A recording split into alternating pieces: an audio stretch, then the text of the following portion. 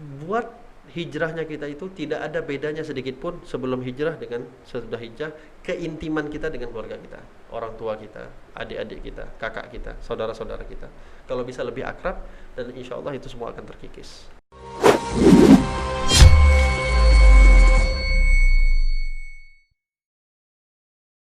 Habib, ngomongin masalah ini, Habib. Karena ini majelisnya anak muda, Habib. Kita kan sering lihat nih problem anak muda dalam hijrah mungkin, Habib. Gimana pandangan antum, Habib, sama banyaknya pemuda hijrah sekarang, tapi mungkin di luar dalam kategori hijrah yang sebenarnya? Ya, memang hijrah ini fenomena. Istilahnya kalau bahasa apa ya, kita bilang musiman. Iya. Kayak dulu ada musim main kelereng, semuanya main kelereng. Musim main layangan, semuanya main layangan. Musim, walhasil ini musiman. Dan hijrah ini ada rasa pun musiman. Sebenarnya ini suatu musim atau satu fenomena yang bagus. Hijrah ini satu fenomena yang bagus, cuman itulah. Karena memang rata-rata yang hijrah ini adalah orang-orang yang sama sekali nggak ngerti agama, atau dia nggak pernah mau tahu tentang agama, tiba-tiba dia mau berubah. Nah, ada memang beberapa kendala.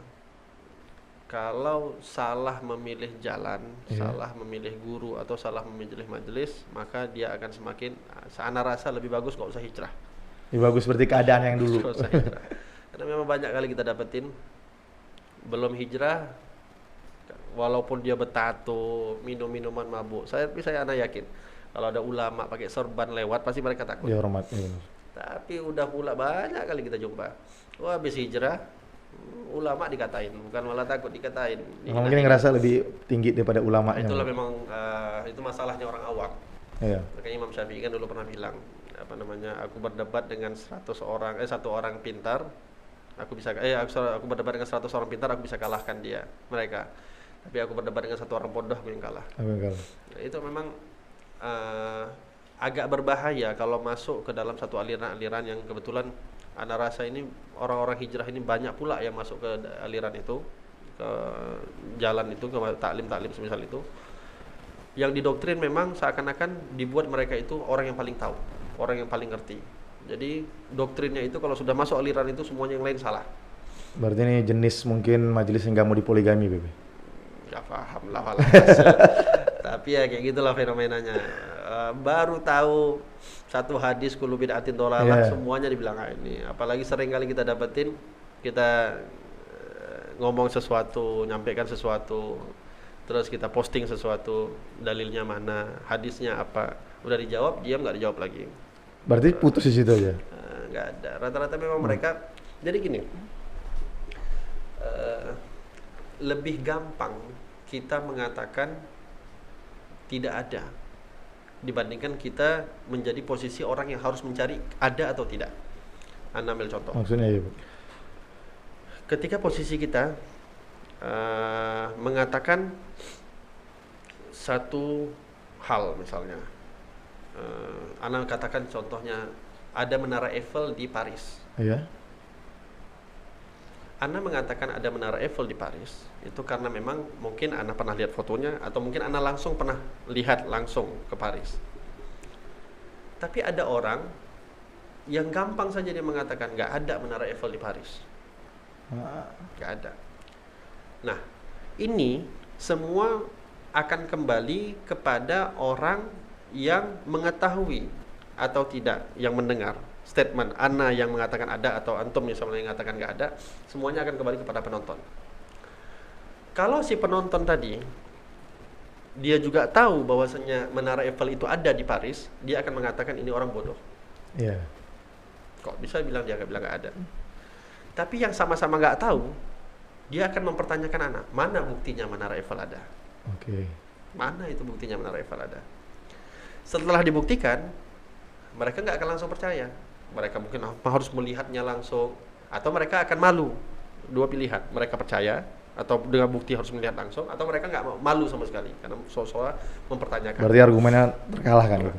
Inilah yang Anda katakan, kenapa kita ini kalau di dalam bermajlis atau dalam menuntut ilmu, udahlah udah cukup ribuan lah mungkin ulama-ulama yang ada dulu. Iya. Udah menjelaskan bagaimana hukum ini segala macam. Nggak perlulah semua hukum ini dijelaskan oleh ulama itu kita harus tahu dalil Al-Qur'annya atau hadisnya. Nggak perlu, itu udah dibahas semua sama mereka. Justru kalau kita yang mempertanyakan ada atau tidak. Nah, bagi orang-orang ulama itu sendiri, mereka akan mentertawakan. Nah, ini kan menunjukkan ini bodoh. Iya, benar. Ini kan orangnya cetek ilmunya, nggak orang awam, nggak tahu dia tapi sok-sok tahu mengatakan nggak ada. Tapi bagi orang yang sudah tahu, dia akan mengatakan. Bagi orang yang sama-sama nggak tahu, oh ini mengatakan, oh dia pintar ini, dia berani membantah. Nah, inilah fenomena. Inilah fenomena yang terjadi Yang dalam ini. hijrah ini. Dan susahnya kita bagi seorang orang yang Anda rasa ustadz-ustadz umumnya lah, karena memang tipenya kita kalau belajar fikih kita nggak terlalu sibuk dengan hadis.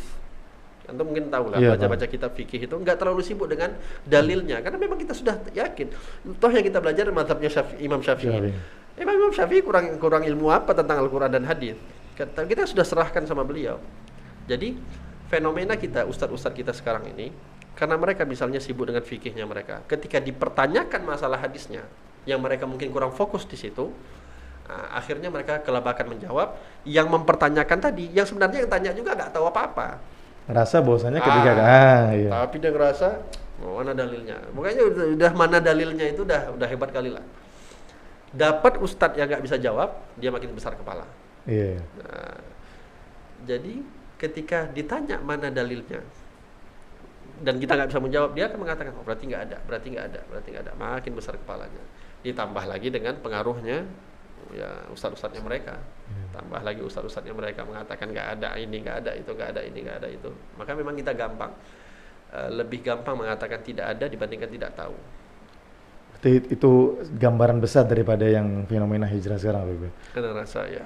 Dan ada tips, Beb, untuk mungkin barangkali Beb, karena juga mereka nggak paham, Beb. Mereka juga terbawa arus trennya hijrah, tapi mereka mungkin juga cuman punya gadget di tangannya, sehingga mungkin lebih ke arah sering buka YouTube mungkin, Beb, atau Google, atau nyari segala macam. Mungkin Beb ada tips mungkin untuk yang hijrah, mungkin bahkan untuk yang pendakwah, Beb, untuk bisa gimana nyebar ini hijrah yang benar, Beb.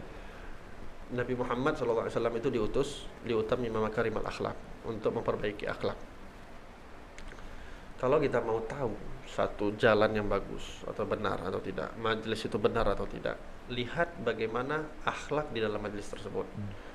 Khususnya kalau dalam majelis itu ya pasti yang dilihat harusnya lebih utama ya jamaahnya dilihat, tetapi yang paling utama adalah ustadznya, penceramahnya, da'inya, muballighnya. Kalau sekiranya di dalam majelis tersebut pertama mengata-ngatakan orang, ngata-ngatain orang, menghina orang, apalagi ulama, siapapun dia, itu jelas bertentangan dengan apa yang diajarkan oleh Nabi. Rasulullah SAW mengajarkan jangankan orang muslim, orang kafir saja nggak boleh dihina. Oke, maka itu udah salah. Yang kedua, kalau di dalam majelis tersebut seakan-akan membawa kita merasa aku yang paling benar, yang lain semuanya salah, itu majelis pasti majelis salah, karena itu adalah majelisnya iblis, manhajnya iblis. Iblis itu selalu mengatakan ana, mengajarkan kesombongan, ya, ana khalaqtana ana khairum minhu, aku itu lebih baik daripada mereka. Maka ini udah pasti salah. Yang ketiga, kalau di dalam majelis tersebut seakan-akan merasa ustadznya itu dia yang paling benar, tidak menerima omongan orang lain, ini juga salah. Ilmu itu tidak sesempit itu. Rasulullah SAW itu, kalaulah Allah mau mengutus satu aja nabi dari zaman dulu sampai yang yaumil kiamah, Rasulullah saja misalnya, itu cukup. Haknya Allah. Nabi Isa juga sampai sekarang masih bisa hidup kok. Benar. Itu haknya Allah. Tapi kenapa Allah utus Rasul yang kita hafal 25 tapi 313? Nabi jumlahnya ada 124.000 orang di dalam satu riwayat. Sahabat yang menerima risalah daripada Nabi Muhammad sepeninggalan Rasulullah 124.000 orang. Banyak itu orang. Itu orang banyak. Kalaulah memang hanya satu orang saja yang cukup, maka ya sudah, kita cukup menerima satu orang saja. Tapi kenapa diajarkan seluas-luasnya? Karena ini ilmu ini luas. Ilmu ini luas. Dan nggak bisa kita mengatakan saya ini paling paham apapun. Ada yang mungkin batasannya kita mengerti dalam satu bidang, orang lain nggak ngerti bidang itu. Ada ustadz yang mengerti dalam ilmu fikih, bisa jadi dalam ilmu hadis dia lemah. Dalam ilmu hadis dia kuat, dalam ilmu tauhid dia lemah. Semua punya bidang masing-masing. Jadi seakan-akan kalau ada orang ustadz misalnya, kamu ngajinya sama saya saja, taklimnya sama saya saja, sama yang lain nggak usah. Ini udah pasti salah. Tadi sifat merasa diri paling benar, menyalahkan orang lain, dan membuat diri kita sombong. Nah, itu semuanya majelis-majelis yang kalau kita dapatin itu lebih baik tinggalkanlah. Karena tidak ada kebaikan. Kita takut tidak ada kebaikan di dalamnya.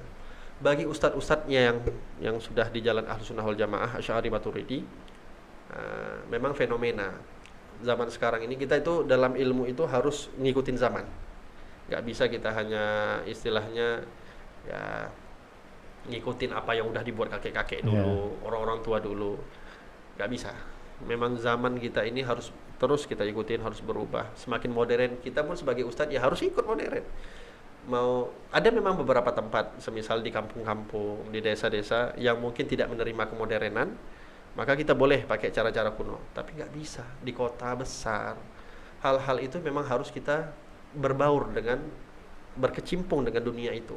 Untuk apa? Tujuannya tetap dakwah. Sehingga kalau memang yang Anda sarankan bagi ustadz-ustadz yang hidupnya tinggal di kota-kota besar, berbaur. Hidup dengan, berbaurlah dengan kehidupan mereka. Belajar hidup modern, tetapi tidak keluar daripada jalan. Tidak terikut arusnya. Tidak terikut arus. Jangan sampai kita ngikut mereka, mereka harus ngikut sama kita. Cara untuk membentengi agar kita tidak terikut mereka, kita harus punya ilmunya dulu, apa yang mereka punya. Apa yang mereka tahu, kehidupan mereka, kita harus tahu ilmunya dulu. Supaya kita nggak terbawa dengan arus mereka, supaya tetap mereka yang terbawa dengan arus kita. Dan bagi ustadz-ustadz zaman sekarang ini memang selain ya memang ilmu fikih penting, tauhid penting, agaknya sekarang ilmu Al-Quran dan hadis juga penting. Jadi kalau memang selama ini mungkin menganggap ya tadilah kita bilang kita udah belajar fikih Syafi'i nggak perlu lagi dalil-dalilnya, sekarang kayaknya Anda tetap harus belajar, harus masuk belajar juga Bebe untuk ngadapin. Harus tetap belajar dalil-dalilnya kalau Anda siap. Kalau memang nggak siap untuk berjumpa dengan mereka ya terserah, tapi kalau memang mau siap dan siap untuk dakwahnya kepada mereka ya harus siap. Dan nggak ada salahnya juga kan Beb kalau kita mempelajari Al-Quran dan hadis itu juga. Itu bagus, sangat bagus. Karena memang salahnya kita juga selama ini yang belajar Al-Quran, tapi kita lupakan ilmu hadis. Yang belajar ilmu hadis saja, kita lupa belajar fikihnya. Kalau memang kita punya waktu banyak belajar fikih, belajar hadis, belajar semuanya, paling tidak ya contohnya ginilah, kita mengajarkan ilmu tentang sholat, paling nggak tahulah apal dalil-dalil yang berkaitan dengan sholat yang mau kita ajarkan, supaya kalau ada counter setelah itu kita bisa menjawab. Ya benar. Atau juga bisa menenangkan si hati yang kita ajarkan. Mungkin barangkali kan dia juga ketika keluar nanti ngaji sama siapa, sama Ustadz Fulan, dalilnya mana, dia juga kebingungan untuk bisa ini. Dan memang ada nampak, kalau dari yang Antum bilang tadi, memang ada kelihatan jelas di ini ya, jamaah-jamaah yang awam yang ikut di majelisnya kita, dengan majelisnya orang-orang yang merasa dirinya paling benar itu tadi. Ada dari orang awamnya akan terasa akan terjelas nampak. Orang-orang yang biasa ngikut sama kita, mereka akan mengatakan saya nggak tahu, tanya aja sama ustadz saya. Tapi kalau yang mereka mengatakan dalilnya ada dan mereka akan cari di Google. Oh, untuk ini apa namanya? Karena itu tadi memang mereka dibuat agar doktrinnya itu mereka dibuat, kamu ini walaupun belajar cuma baru seminggu tapi kamu sudah bisa semua. Tinggal ketik di Google, semuanya sudah ada. Dan berarti untuk supaya nampak juga perfect sama orang gitu. Jadi Google, YouTube semuanya gitu. Kalau kita kan diajarkan ya, apa namanya, qauluka la a'rif nisful ilm. Ucapanmu tidak tahu itu adalah setengah daripada ilmu. Tapi kan gengsi Beb. Itulah masalahnya. Ngomong nggak tahu ini gengsi. Ngomong nggak tahu ini gengsinya luar biasa. Apalagi gini, kita yang golongan sebelah tadi, kalau mereka sudah hijrah, sudah mulai pakaiannya mereka sudah berubah, penampilan mereka sudah berubah. Ketika ditanya oleh orang-orang dengan penampilan mereka yang sudah total berubah dan mereka bilang nggak tahu, itu gengsinya luar biasa. Setan main di situ. Berarti harus tahu semuanya gitu. memaksakan Iya, diri. maksudnya memaksakan untuk harus tahu semuanya. Tahu Jadi, nggak tahu pun pokoknya harus tahu lah. jadi nggak peduli mau di Google Ujung-ujungnya bilang nggak ada. ya. Paham, Beb. Susahnya ujung-ujungnya bilang nggak ada. Eh, dan Beb, mungkin Beb, ini terakhir Beb, sering mungkin kita dengar bahwasanya ada kawan-kawan yang hijrah, anak-anak muda yang hijrah, terus kemudian mungkin teman-teman pada ngejauhin, keluarga mungkin nggak ngedukung. Kadang-kadang kan Beb, gak semua keluarga tiba-tiba dengan perubahan dia, mungkin yang perempuan tiba-tiba dia bercadar, kekhawatiran orang tua Beb ini jangan-jangan gabung dalam majelis-majelis apaan ini. Itu gimana Beb untuk mereka supaya mereka nenangin diri mereka? Memang nggak semua lingkungan kita itu menerima perubahan kita ya. Ada yang mungkin hidupnya mungkin terlalu glamor, terlalu bebas. Tiba-tiba mungkin dia ikut bermajelis, ada perubahan dari penampilannya, tidak ada penampilannya. Maka nggak semua mungkin orang tuanya atau kerabatnya itu langsung menerima. Karena apalagi pun didukung pula di Indonesia ini isu-isu tentang jamaah-jamaah sesat, pengeboman sana sini, bunuh diri dan lain-lain. Gini, kita kalau ingin berubah, silahkan penampilan kita ingin ubah, atau misalnya kalau sudah bermajelis nggak mau salaman lagi sama yang bukan mahram. Usahakan kalau kita ingin berubah, silahkan berubah, tapi ingat, jangan pernah merubah sikap kita kepada orang yang selama ini dekat dengan kita. Jangan seakan-akan saya udah berubah, sama orang tua pun akhirnya menjaga sikap. Yang dulunya mungkin sebelum berubah dia manja sama orang tuanya, dia peluk seorang tuanya, dia banyak berbicara sama orang tuanya. Pas sudah menjadi majelis dia jaga wibawa, dia nggak mau lagi peluk-peluk. Itu akan menakutkan orang tua. Semisal saya dulu pernah beberapa kali itu ditanya lah dengan teman-teman yang udah mulai mau berubah.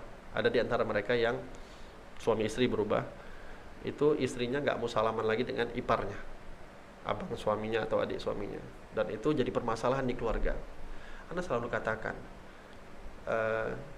boleh mau nggak salaman boleh, dan kalau sudah maju jangan mundur, jangan tanggung, jangan nanggung, karena bahaya nanti. Kalau sudah maju mundur, nanti ke depannya akan sulit untuk maju lagi. Kalau sudah maju, jangan mundur. Tapi usahakan setelah kita walaupun kita tidak salaman, gimana caranya kita lebih akrab sama dia. Dengan apa? Banyak ngomong sama dia. Yang mungkin dulu nggak terlalu banyak ngomong, banyakkan lagi ngomong sama dia, intens lagi sama dia. Karena apa? Mungkin dari segi salaman orang akan merasa, aku nggak mau disentuh lagi, sombong begitu. Aku udah mulai dijauhin. Nah, sebenarnya intinya bukan karena nggak salamannya, dia takut dijauhi, takut perasaan dijauhinnya itu. Nah, perasaan dijauhinnya itu yang harus kita lawan, yang harus kita bantah. Bukan berarti aku nggak salaman, aku akan menjauh. Enggak, aku nggak salaman, tapi berbicara sama kamu, ngobrol sama kamu, ipar ya, yang mungkin masih dianggap lah bagi keluarga kita yang ini saudara keluarga dekat lah. Bicara, jangan canggung. Kalau bisa lebih dekat dari sebelum dia salaman, Beb. Dan usahakan misalnya kalau dia ngasih tangan, sebelum dia ngasih tangan, kita duluan yang menarik tangan kita untuk dia tidak memberikan tangan, karena itu akan menjadikan orang malu. Jangan sampai dia malu Jangan dulu. sampai memalukan orang dulu, apalagi depan orang lain. Oleh sebab itu, pandai-pandai kita kasih tangannya dulu, tangan kita dulu, menunjukkan bahwasanya kita nggak salaman. Tapi setelah itu banyakkan ngomong lagi sama dia. Bukan hubungan kontak fisiknya yang dikhawatirkan, tetapi lebih kepada takut dijauhi. Maka itu yang harus dilawan. Jadi jangan seakan-akan sudah hijrah, kita mau berubah di depan mata orang, di depan keluarga kita pun kita berubah, itu bahaya. Buat hijrahnya kita itu tidak ada bedanya sedikit pun sebelum hijrah dengan sesudah hijrah, keintiman kita dengan keluarga kita, orang tua kita, adik-adik kita, kakak kita, saudara-saudara kita. Kalau bisa lebih akrab, dan insya Allah itu semua akan terkikis. Silaturahminya, Beb, dijaga terus. Ketakutan itu semuanya akan terkikis insya Allah. Jadi mudah-mudahan, Beb, nih pertemuan kita, Beb, mudah-mudahan bisa kasih manfaat sama yang anak-anak muda hijrah, Beb, dengan pimpinan majelis Bro. Insya Allah majelis paling keren di Kota Medan. Yang di Medan mungkin bisa ngikut majelisnya Habib Haikal. Nanti jadwalnya akan kita letakkan. Terakhir, Beb, pertanyaan penutup. Dengan wajah antum yang ganteng, Beb, banyakkan follower mana, Beb? Cowok cewek? Nggak tahu. Nggak tahu ya. Akan insya Allah mudah-mudahan nanti kita jumpa lagi dengan. Mudah-mudahan followernya banyak malaikat. Amin ya rabbal alamin. Ya, mudah-mudahan insya Allah kita jumpa lagi dalam program selanjutnya, mungkin juga dengan Habib Haikal Idrus dalam kesempatan yang lain atau dalam narasumber yang lain. Mudah-mudahan ini acara Habib, doakan Habib ini perdana Habib. Mudah-mudahan istiqomah. Amin insya Allah Habib. Amin Habib. Mudah-mudahan ini Kopi Dakwah Podcast Habib. Naam. Ya, mudah-mudahan bisa terus berkah Ramadan Habib. Ya, mudah-mudahan juga bisa jadi, doakan Habib, mudah-mudahan ini bisa jadi panutan untuk anak-anak muda, bisa berdakwah dalam segala acara apapun, baik dalam media. Habib. Dakwah itu enggak sempit. Ya, kita harus ini ya, dakwah itu tidak harus di masjid. Dakwah itu tidak harus di menasah, dakwah itu tidak harus di balik, dakwah itu harus di dakwah, dimanapun harus dakwah. Makna daripada dakwah itu adalah mengajak agar orang mengenal Allah. Itu makna dari dakwah. Jadi di kafe kita bisa dakwah, dimanapun kita harus berdakwah. Segala profesi bisa dakwah. Nggak ada nutup dengan kemungkinan. kemampuannya mereka masing-masing. Tapi jangan memaksakan. Profesinya dokter mau jadi ustadz ya jangan. Yeah. Berarti meletakkan sesuatu pada tempatnya, Bu. Meletakkan sesuatu pada tempatnya. Dokter berdakwah dengan caranya mereka, ustadz berdakwah dengan caranya mereka, semuanya tetap porsinya berdakwah. Toh di zaman Nabi juga nggak semuanya jadi ulama. Ada yang jadi ahli siasahnya, ada yang jadi ahli ekonominya dan segala macamnya. Dan itu mereka tetap di jalurnya Rasulullah SAW, nggak berubah. Dan itu masih dihitung dalam bagian meneruskan dakwahnya Nabi, Bib. Ya. Nabi SAW itu kalau dilihat terlalu Masya Allah, terlalu berwarna cara dakwahnya Nabi. Berjumpa dengan pegulat, Nabi berdakwah dengan cara bergulat. Nabi SAW berjumpa dengan orang kafir, orang musyrik, orang masih belum masuk agama Islam. Nabi SAW menunjukkan lebih kepada adabnya Islam. Semuanya Nabi tempatkan pada tempatnya masing-masing. Bahkan kepada para pemabuk, orang-orang yang masih bermaksiat pun Nabi nggak menjauhi mereka. Nabi dekatin dan semuanya mereka sadar.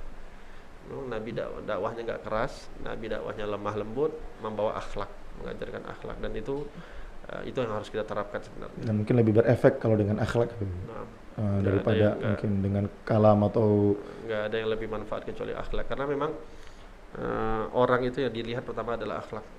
Berarti kita sebelum berdakwah lebih utama kita mengubah diri kita sendiri, Bib? Atau gimana, Bib? Usahakan semaksimal mungkin. Memang kita nggak mungkin sempurna. Mau sempurna kan nggak mungkin. Benar. Tapi maksimalkan setidaknya kalau kita sudah gini loh. Kalau kita sudah berani diri kita pakai kopiah, pakai baju koko, pakai sarung, maka tempatkan pakaian kita di tempatnya. Jangan pula pakai sarung nendang-nendang di jalanan, pakai sarung ketawa ke TV, itu kan bukan ini. Kalau mau bobot begitu silahkan, tapi pakai celana. Jangan lagi pakai karena kita takut orang-orang yang melihat. Jadi kita bukan malah sebab hidayah, malah akan menjadi sebab orang jauh daripada hidayah. Malah jadi orang benci dengan Islam, Ibu. Malah benci dengan Islam. Habib, syukran, jazakumullah khair Habib. Mudah-mudahan Habib disehatkan terus, dimudahkan dalam dakwahnya, istiqomah dalam dakwahnya Habib. Doakan kita orang juga Habib. Ya, insyaallah nanti kita jumpa lagi dalam segmen selanjutnya dalam Kopi Dakwah Podcast. Assalamualaikum warahmatullahi wabarakatuh. Waalaikumsalam.